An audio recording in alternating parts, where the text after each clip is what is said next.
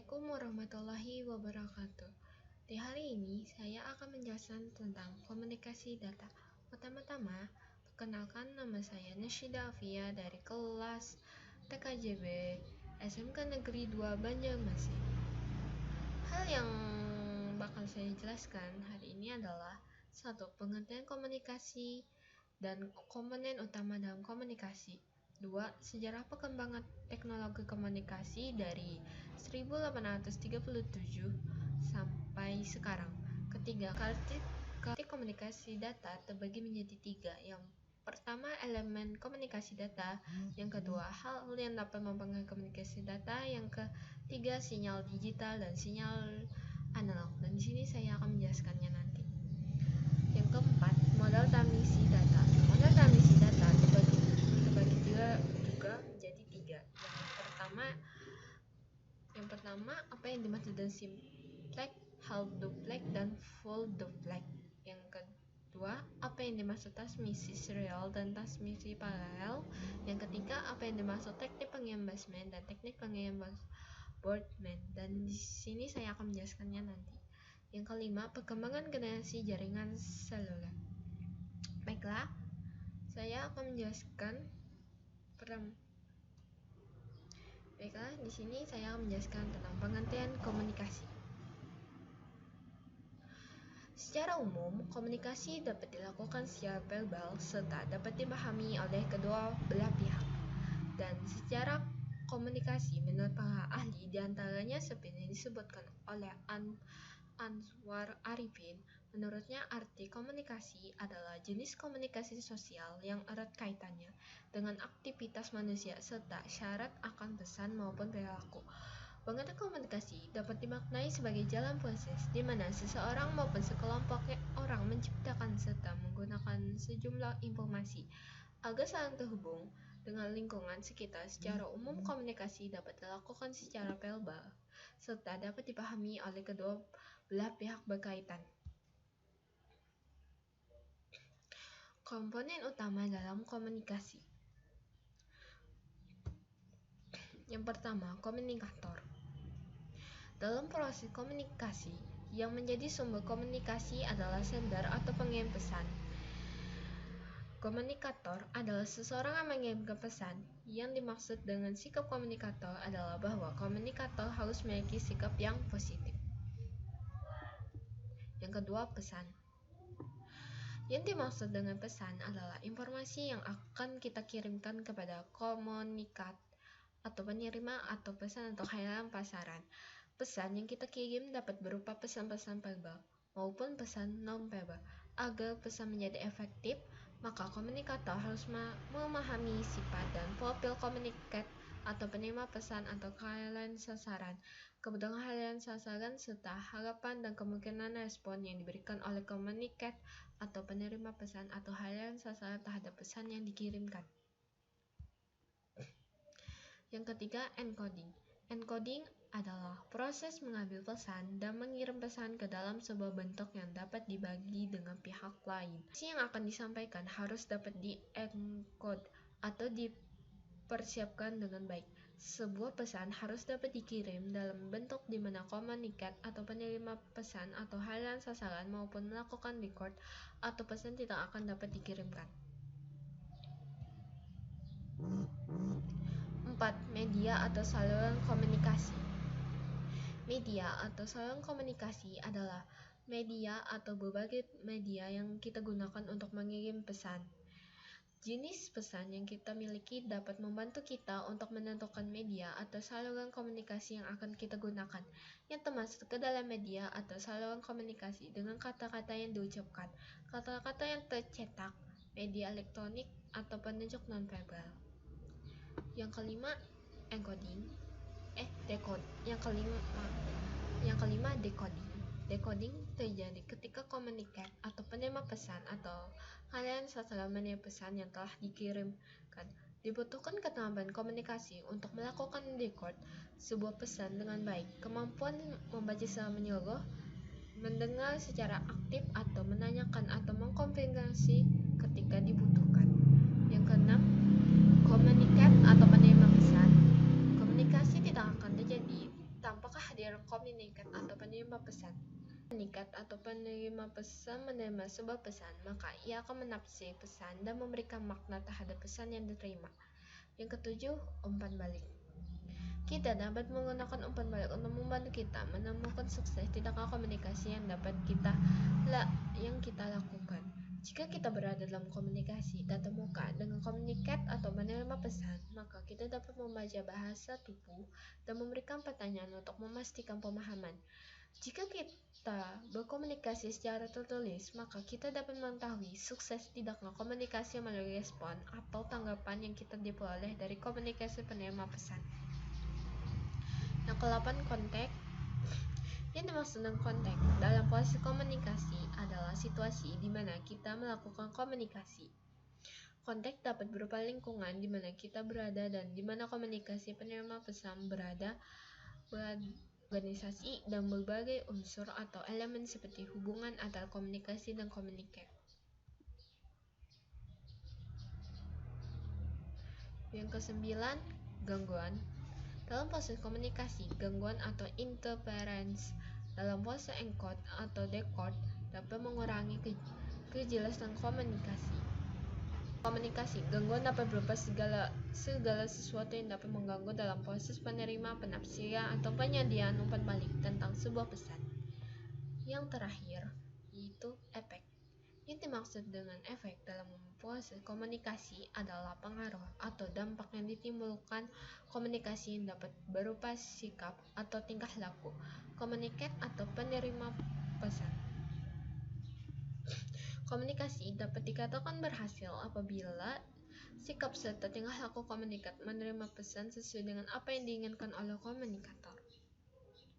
Saya akan menjelaskan tentang sejarah perkembangan teknologi komunikasi dari 1837 sampai sekarang. Dari tahun 1837, Samuel Morse bersama dua rekannya sukses mengembangkan gam yang berupa kode Morse. Kode ini memungkinkan penggunanya untuk mengirim pesan melalui kabel yang dihubungkan pada dua lokasi dan diproses dalam waktu yang bersamaan.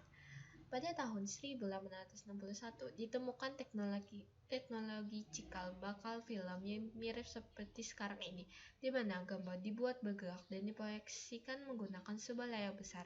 Pada 1876 dikembangkan penulisan bilangan desimal oleh Miles Dewey. Pada tahun 1877 perangkat telepon ditemukan oleh Alexander Graham Bell. Pada tahun yang sama, Edward Muybridge juga berhasil menemukan teknologi fotografi dengan kecepatan tinggi. Pada tahun 1859, media penyimpanan ditemukan pada tahun ini, namun masih menggunakan pita magnetis yang bersifat analog. Pada tahun 1923, Yorkie berhasil menemukan TV tabung pertama kali. Pada tahun 1939, terciptanya komputer elektronik digital pertama oleh Dr. John V. Anantasov dan Clifford Berry. Pada tahun 1940, lebih dimaksimalkannya perkembangan teknologi komunikasi yang digunakan untuk mengirim dan menerima dokumen militer pada saat Perang Dunia Kedua terjadi. Pada tahun 1945, pasca Perang Dunia Kedua, Vannevar Bush menemukan sistem pengkodaan menggunakan hypertext yang merupakan teknologi cikal bakal pembuatan website. Pada tahun 1946, teknologi komputer ENIAC dikembangkan untuk pertama kali dan digunakan dalam instansi tertentu. Pada tahun 1948, para peneliti berhasil menemukan dan mengembangkan transistor. Pada tahun 1957, John Horney mengembangkan perangkat transistor planar. Pada tahun 1972, cikal bakal teknologi email ditemukan oleh Gray Tomlinson dan dipergunakan untuk komunikasi jarak jauh. Tahun tahun 1973 sampai 1990, setelah melewati berbagai macam revolusi teknologi, pada tahun inilah akhirnya internet mulai dikembangkan. Bahkan protokol jaringan berupa TCP atau IP juga telah ditemukan oleh DARPA. Dengan itu, internet siap diperkenalkan. Kemudian berselang beberapa tahun, tepatnya pada 1956, pihak ATV mengembangkan sebuah service yang digunakan sebagai alat koordinasi di antara NND, ARPANET, dan Internet Gateway. 1999 sampai sekarang, akhirnya teknologi pada tahun ini mulai diterapkan dalam berbagai sektor, termasuk dalam dunia bisnis. Istilah WWW World Wide Web diperkenalkan oleh Church pada 1992. Hingga sekarang, perkembangan teknologi mutakhir telah merambah ke seluruh dunia. Begitu sejarah singkatnya tentang komunikasi. Elemen komunikasi data. Yang pertama, source atau sumber, yaitu penghasil data untuk ditransmit. Yang kedua, pengiriman atau transmitter, yaitu sebuah transmitter cukup memindah dan menandai informasi dengan cara yang sama. Transition system atau sistem transmisi, yaitu merupakan jalur transmisi tunggal atau single transmission line atau jaringan kompleks network sebagai penghubung antara sumber dengan destinator dan tujuan. Yang keempat, receiver atau penerima, yaitu sebagai penerima dari sistem transmisi dan menggabungkan ke dalam bentuk tertentu yang dapat ditangkap oleh tujuan. Yang kelima, destination atau tujuan, yaitu menangkap data dan receiver. Hal yang dapat mempengaruhi komunikasi data yaitu 1. Pengetahuan. Tingkat pengetahuan seseorang menjadi faktor utama dalam komunikasi. Seseorang dapat menyampaikan pesan dengan mudah apabila ia memiliki pengetahuan yang luas. Seseorang komunikator yang memiliki tingkat pengetahuan tinggi, ia akan lebih mudah memiliki kata-kata untuk menyampaikan informasi baik verbal maupun non-verbal kepada komunikan. Yang kedua, perkembangan. Perkembangan memiliki dua aspek, yaitu pertama, pertumbuhan manusia. Pertumbuhan dapat mempengaruhi pola pikir manusia. Bagaimana komunikan menyikapi informasi yang diberikan komunikator dan bagaimana komunikator menyampaikan informasi kepada komunikan. Yang kedua, keterampilan menguasai bahasa. Keterampilan berbahasa ini merupakan salah satu faktor yang sangat terkait dengan pertumbuhan. Yang ketiga, persepsi. Persepsi adalah suatu cara seseorang dalam menggambarkan atau menafsirkan informasi yang diolah menjadi sebuah pandangan. Pembentukan persepsi ini terjadi berdasarkan pengalaman, harapan, dan perhatian. Yang keempat, peran dan hubungan.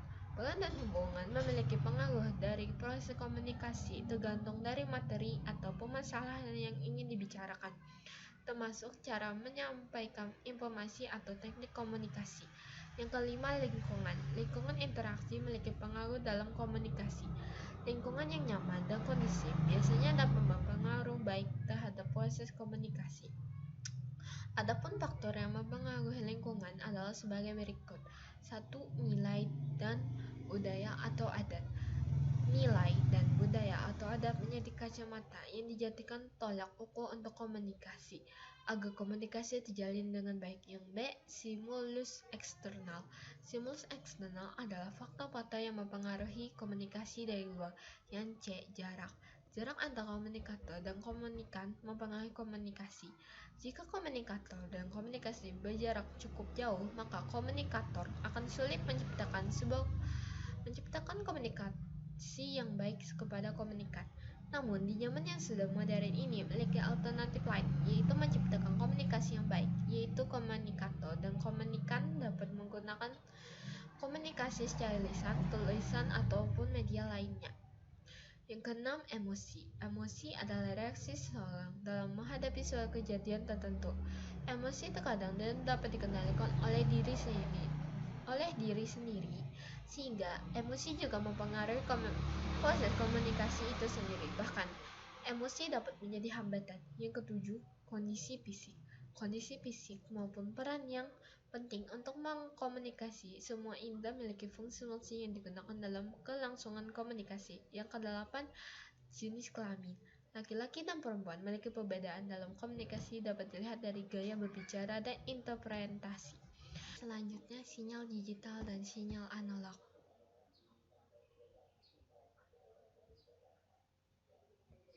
Sinyal digital merupakan hasil teknologi yang dapat mengubah sinyal menjadi kombinasi urutan bilangan 0 dan 1, sehingga tidak mudah berpengaruh oleh derau. Proses informasi pun mudah, cepat, dan akurat, tetapi transmisi dengan isyarat digital hanya mencapai jarak jangkau pengiriman data yang relatif dekat. Sinyal analog adalah sinyal data dalam bentuk gelombang yang kontinu yang membawa informasi dengan mengubah karakteristik gelombang. Dua parameter atau karakteristik terpenting yang dimiliki oleh isyarat analog adalah amplitude dan frekuensi. Isyarat analog biasanya dinyatakan dengan gelombang sinus, mengingat gelombang sinus merupakan dasar untuk sebuah bentuk isyarat analog. Yang selanjutnya itu simplex, half duplex, dan full duplex. Simplex atau satu arah. Simplex adalah komunikasi yang tidak memungkinkan penerima dan pengiriman saling bertukar informasi. Yang kedua, half duplex, dua arah secara bergantian. Half duplex ini metode komunikasi antara dua belah pihak, yaitu pengirim dan penerima, dapat saling berbagi informasi dan berkomunikasi secara interaktif, tetapi tidak dalam waktu yang bersamaan. Yang ketiga, full duplex, dua arah secara bersamaan. Full duplex ini metode komunikasi antara kedua belah pihak, dapat saling berbagi informasi dan komunikasi secara interaktif dan dalam waktu yang bersamaan. Yang selanjutnya, transmisi serial dan transmisi paralel. Pada transmisi paralel, sejumlah bit dikirim per waktu. Masing-masing bit merupakan jalurnya sendiri. Dikarenakan oleh sifatnya yang demikian, maka data yang mengalir pada transmisi paralel jauh lebih cepat pada transmisi serial. Model transmisi paralel biasanya digunakan untuk melakukan komunikasi jarak jauh. Yang kedua, transmisi serial. Pada transmisi serial, pada setiap waktu hanya satu bit data yang dikirimkan. Seorang pengguna menggunakan terminal ke host komputer yang berada pada bangunan yang lainnya. Teknik pengiriman baseband dan teknik pengiriman broadband. Transmisi baseband menggunakan sinyal digital untuk mengirim data melalui media sebagai satu saluran. Yang kedua, transmisi broadband. Transmisi broadband mengirim data sebagai sinyal analog. Dalam transmisi broadband dimungkinkan untuk mengirim sinyal secara bersamaan melalui berbagai frekuensi yang berbeda. Terakhir yaitu perkembangan generasi jaringan seluler, yaitu 1G. 1G mengacu pada generasi pertama dari teknologi seluler nirkabel. 1G pada umumnya adalah teknologi analog dan proses yang memiliki daya tahan baterai yang terbatas dan kualitas suara tanpa keamanan yang besar, dan kadang-kadang akan mengalami panggilan yang terputus. Kecepatan maksimal dari 1G yaitu 2,4 kbps. Yang kedua, 2G. Jaringan 2G muncul pada tahun 1990-an yang menggabungkan sinyal digital ke dalam jaringan seluler. 2G adalah implementasi digital pertama dari komunikasi suara nirkabel. 2G juga memperkenalkan layanan data seluler yang aman dan mampu mengirim pesan teks dan pesan multimedia. 2G juga menerapkan konsep CDMA dan CSM. Kecepatan maksimal dari jaringan 2G bisa mencapai 50 kbps atau 1 Mbps. Yang ketiga, 3G. Generasi ini menetapkan standar untuk sebagai pesan teknologi nirkabel yang telah kita kenal dan gunakan saat ini. Penanganan data broadband menjadi ciri khas sistem 3G dan merupakan persyaratan bagi ponsel pintar yang memproses aplikasi berat, data yang terlibat dengan jaringan sosial, streaming musik dan video, dan sistem GPS.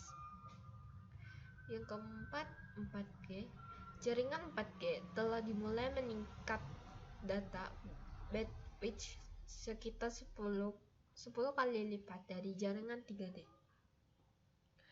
4G adalah teknologi yang sangat berbeda dibandingkan dengan 3G. 4G dihadirkan dengan menyediakan jaringan internet dengan kecepatan yang tinggi, kualitas tinggi, dan kapasitas tinggi kepada pengguna, namun tetap menjaga tingkat keamanan, menurunkan biaya layanan suara dan data, multimedia, dan internet melalui IP. Yang kelima, 5G. Jaringan 5G merupakan generasi berikutnya yang menawarkan kecepatan yang lebih dan koneksi yang jauh lebih baik daripada generasi sebelumnya, baik di smartphone ataupun perangkat lainnya. Dengan menggabungkan teknologi jaring mutakhir serta penelitian baru, 5G mampu menawarkan koneksi yang jauh lebih cepat daripada koneksi yang saat ini. Kecepatan maksimalnya diperkirakan mencapai 35,46 Gbps, yang berarti 35 kali lebih cepat daripada 4G. Dengan berakhirnya materi terakhir tadi, saya ucapkan terima kasih dan juga maaf bila ada kekurangan kata ataupun kesalahan kata. Saya mohon minta maaf. Assalamualaikum warahmatullahi wabarakatuh.